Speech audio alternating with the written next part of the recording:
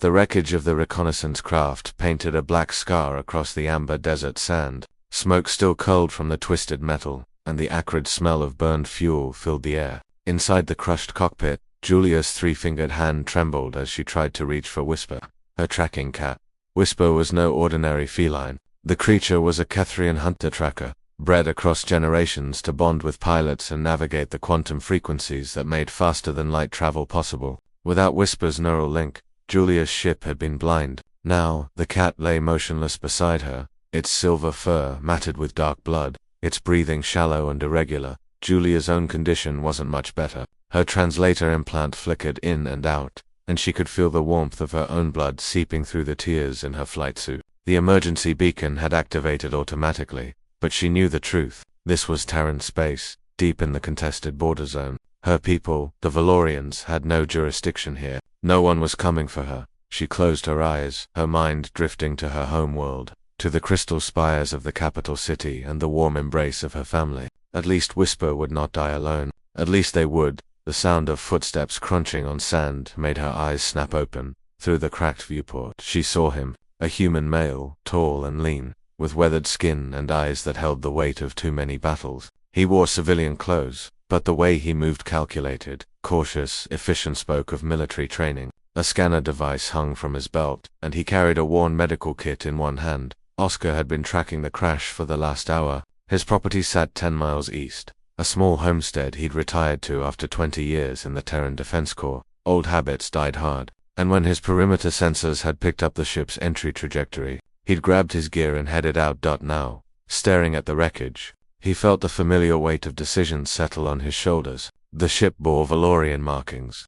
The war had officially ended 6 months ago, but tensions remained high. Helping an enemy combatant could mean trouble with the authorities. Walking away meant letting someone die. Oscar had never been good at walking away. He approached the cockpit carefully, his hand instinctively moving to where his sidearm used to rest. The viewport was shattered, and he could see her inside a Valorian, female, her lavender skin pale with blood loss, her large dark eyes fixed on him with a mixture of fear and desperate hope.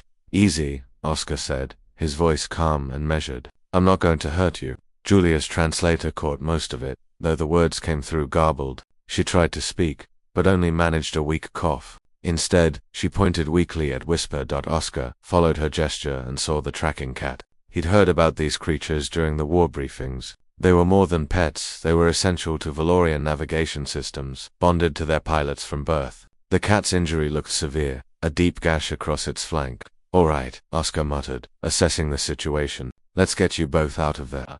The next hour was a blur of careful extraction and emergency first aid. Oscar worked with the steady hands of someone who'd patched up countless wounded soldiers. He stabilized Julia's injuries, applied synthetic skin to her worst lacerations, and administered a broad-spectrum pain reliever that his medical database indicated was compatible with Valorian physiology.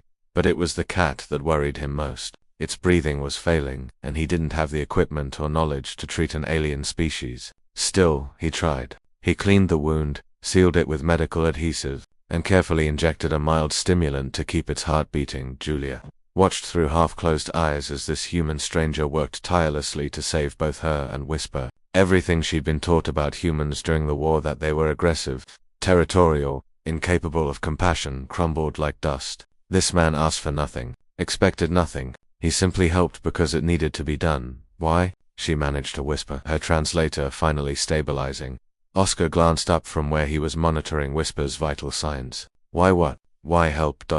Enemy. Oscar was quiet for a moment, his jaw tight. Then he said, "The war's over, and even if it wasn't, I've seen enough death. I'm done adding to the count." He lifted Whisper carefully into a thermal blanket, then helped Julia to her feet. She was weak, leaning heavily against him, but she was alive. They both were. "My homestead isn't far," Oscar continued. "I've got a proper medbay there, left over from my Corps days. Your cat needs more help than I can give here, but I can stabilize you both until we figure out what to do next."